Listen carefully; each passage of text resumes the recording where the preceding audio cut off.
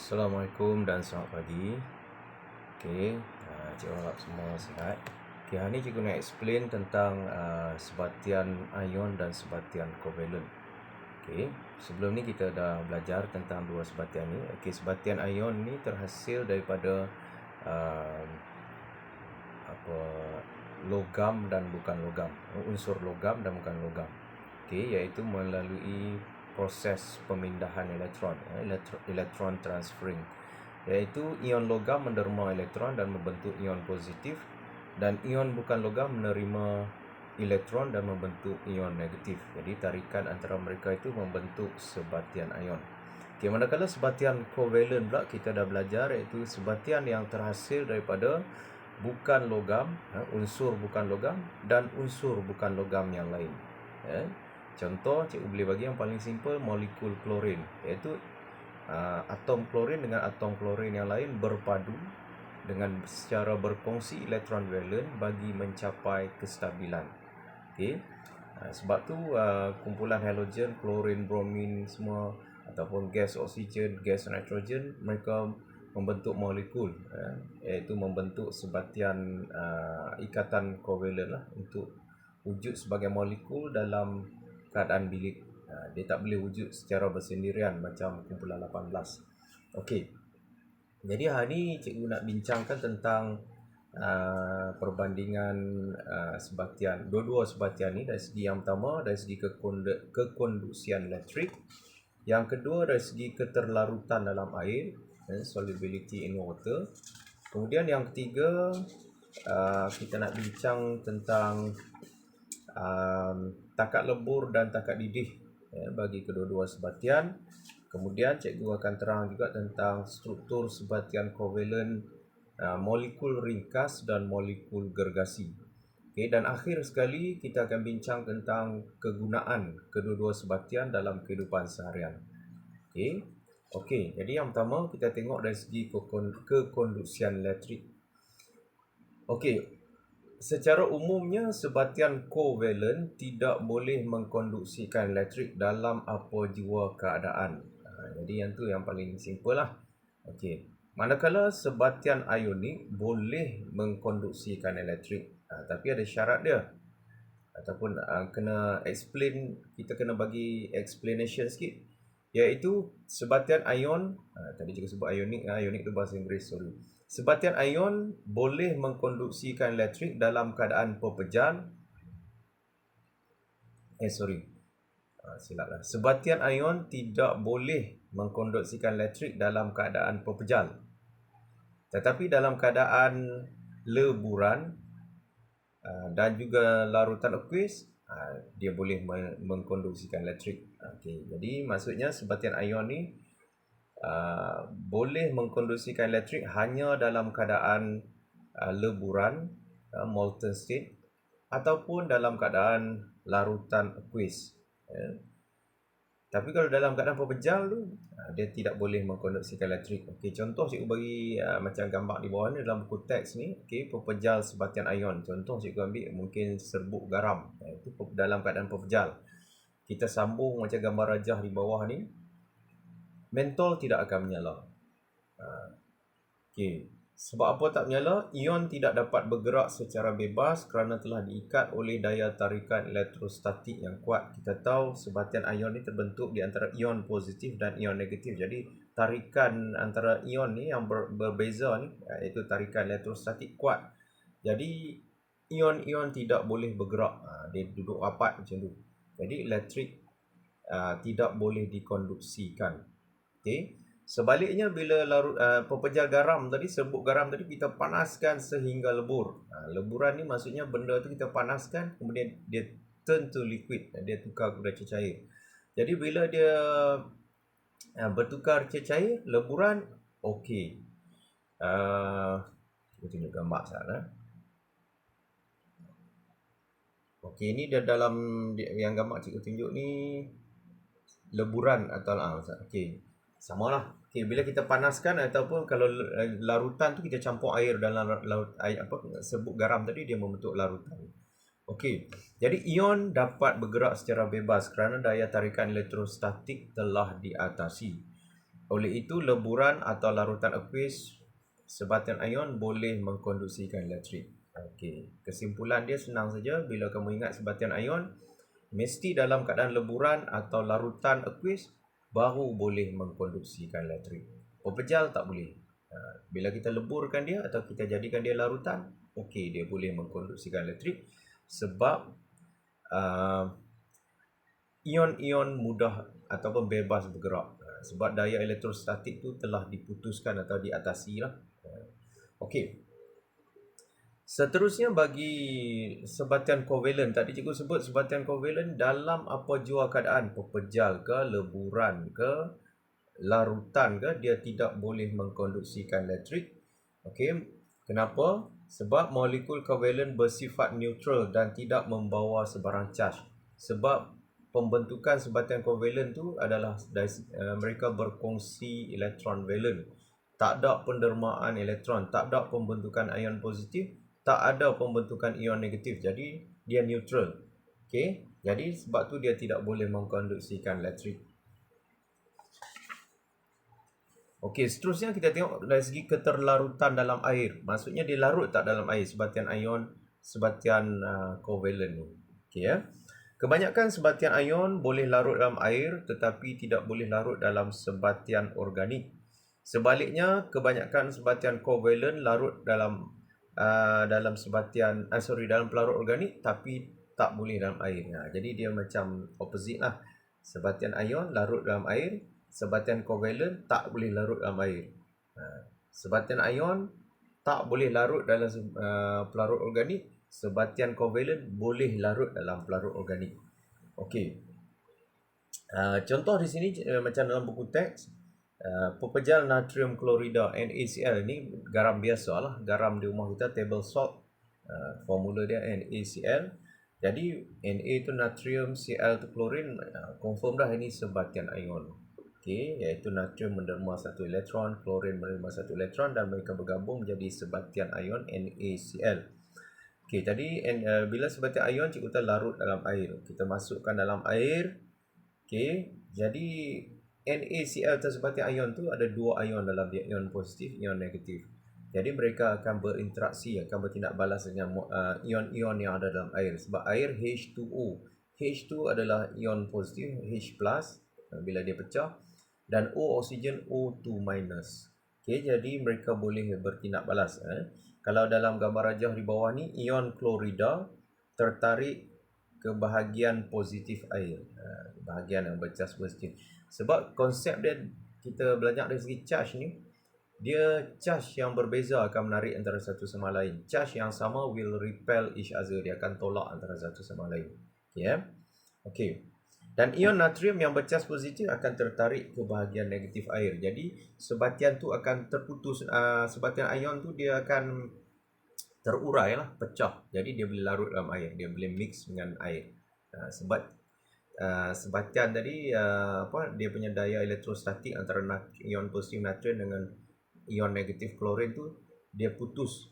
Sebab tindak balas interaksi antara ion natrium dengan bahagian negatif air, manakala klorin bertindak balas atau berinteraksi dengan bahagian positif air. Jadi dia pecah.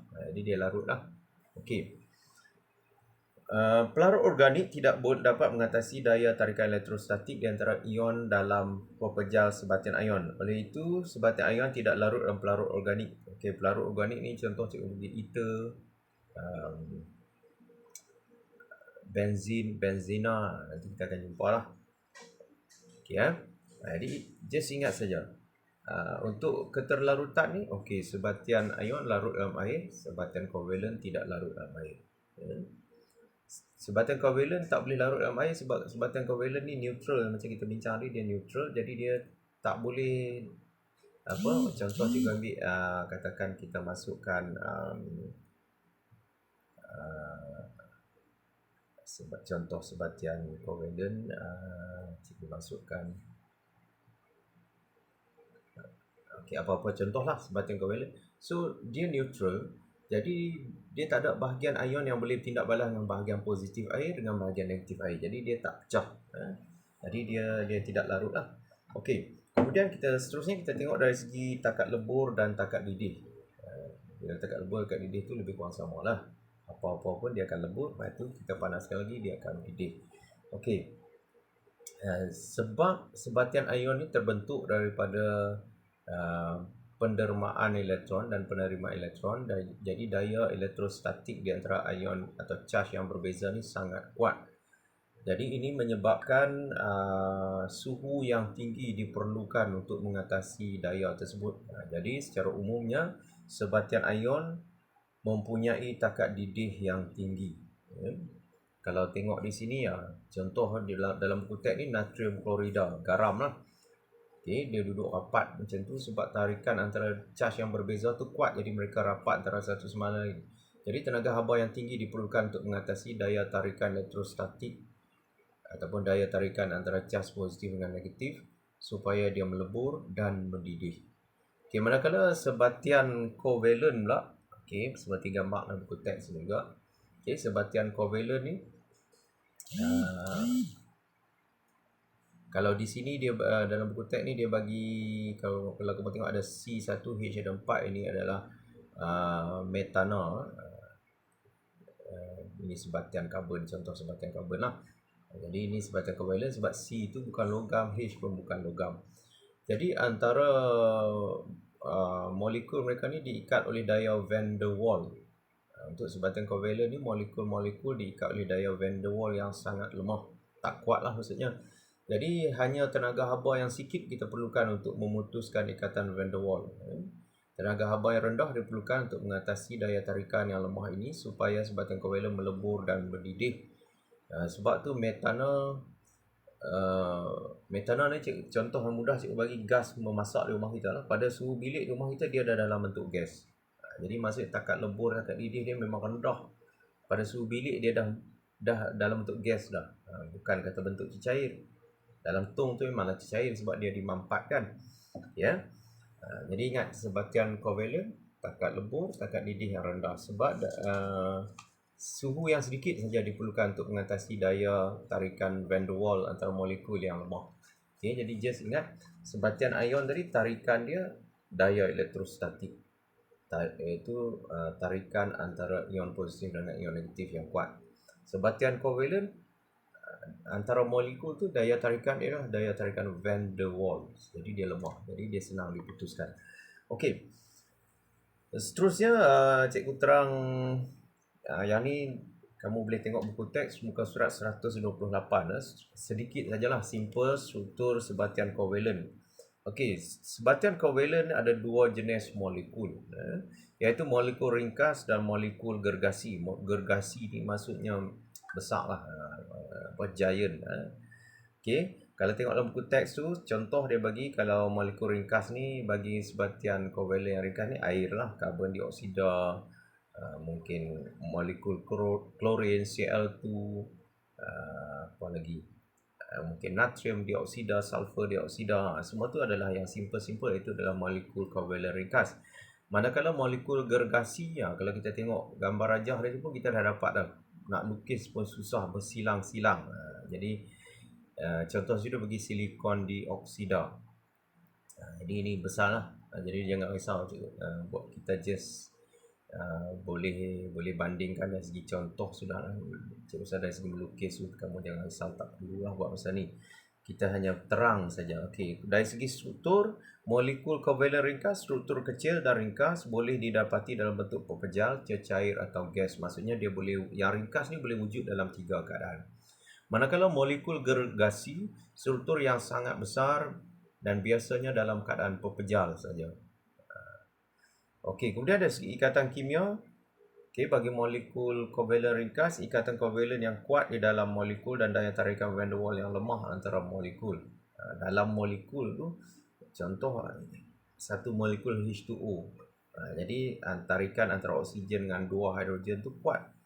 Lepas tu antara H2O dengan H2O yang lain, maksudnya kamu bayangkanlah seketui air dengan seketui air yang lain, tarikan tu van der Waals. Jadi antara molekul van der Waals. Dalam molekul ikatan kovalen lah. Okey, manakala bagi molekul gergasi, ikatan kovalen yang kuat dalam molekul sahaja. Tiada daya tarikan van der Waals antara molekul kerana strukturnya gergasi. Jadi maksudnya dia hanya ikatan kovalen dalam molekul saja, van der Waals tak ada. Okey, takat lebur dan takat didih bagi molekul ringkas, nama pun ringkas, jadi rendah kerana hanya sedikit haba diperlukan untuk mengatasi daya tarikan van der Waals sebab dia ada van der Waals. Manakala bagi molekul gergasi, takat lebur dan takat didih dia tinggi kerana banyak haba diperlukan untuk memutuskan ikatan kovalen sahaja, ikatan dalam molekul dia sahaja. Okey, ini perbandingan antara dua-dua sebatian kovalen lah, cuma satu ringkas, satu gergasi. Tapi kalau secara umum kita banding molekul gergasi ke ringkas ke kovalen ni, kalau banding dengan sebatian ion tinggilah takat didih dan takat lebur dia. Okey. Seterusnya bahagian akhir lah. Kegunaan sebatian ion dan sebatian kovalen dalam kehidupan seharian. Okey. Kalau cikgu bagi gambar di sini, ini adalah dalam pembuatan industri cat ni. Mungkin tak nampak, saya kecilkan sikit.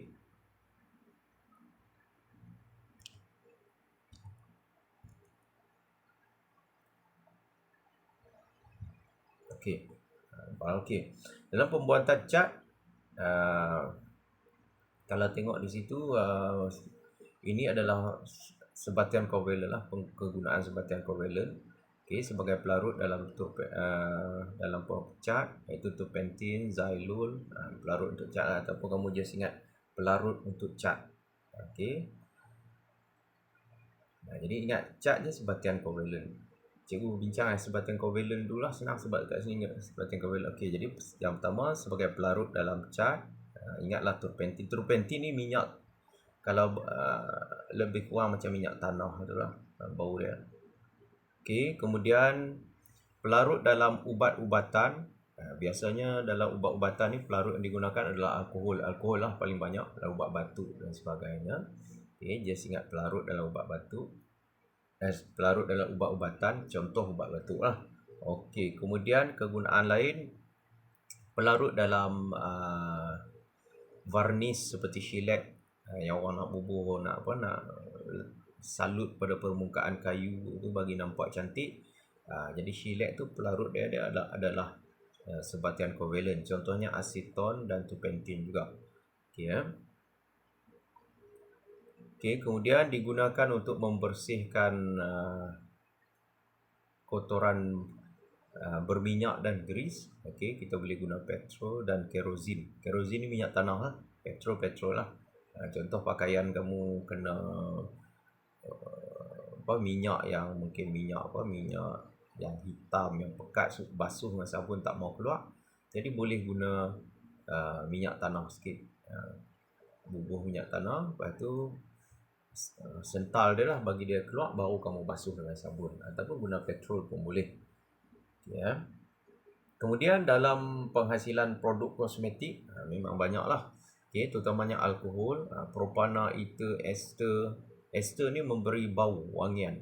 Okey, jadi contoh dalam penghasilan minyak wangi, pengilat kuku, lipstick dan macam-macam lagi lah. Hampir semua barangan kosmetik memang pelarut dia adalah sebatian kovalen, bukan air. Okey. Seterusnya untuk kegunaan sebatian ionik pula atau sebatian ion, kamu boleh rujuk buku teks 129 sebab cikgu tak ada gambar di sini. Contoh dalam penghasilan bateri ion lithium iodida. Okey. Dia tulis LiL tu adalah lithium iodide lah, lithium iodida. Okey. Dalam penghasilan sel kering lah. Okay, atau bateri beralkali tu, alkaline bateri, macam iklan tu jenama apa yang tahan lama tu. Itu semua ada sebatian ion dalam dia. Okay, kemudian dalam pembuatan baja. Okay, sebab baja ni kandungan utama dia adalah amonium. Jadi contoh cikgu bagi sebatian amonium nitrat. Jadi amonium tu membentuk ion positif manakala nitrat tu NO3 minus, ion negatif. Jadi dia tarikan antara ion positif dan negatif, jadi itu adalah sebatian ion lah. Okey. Kemudian dalam penghasilan sebatian ion natrium bikarbonat yang digunakan adalah antasid untuk melegakan gastrik, ubat gastrik lah. Okey, sebab gastrik tu sebenarnya dalam perut kita tu asid berlebihan. Asid adalah bercas H plus, ada cas positif. Jadi kita kena neutralkan dengan ubat ni yang menghasilkan kalau di situ dia ada CO3 karbonat tu, dia adalah ion negatif, jadi dia akan meneutralkan ion positif dalam perut lah. Okey, kemudian deterjen, sabun basuh lah pakaian. Okey, itu adalah sebatian ion. Jadi sebatian ion dalam penghasilan bateri, sel kering, kemudian dalam penghasilan baja, ubat, kamu ambil ubat gastrik lah, dan deterjen.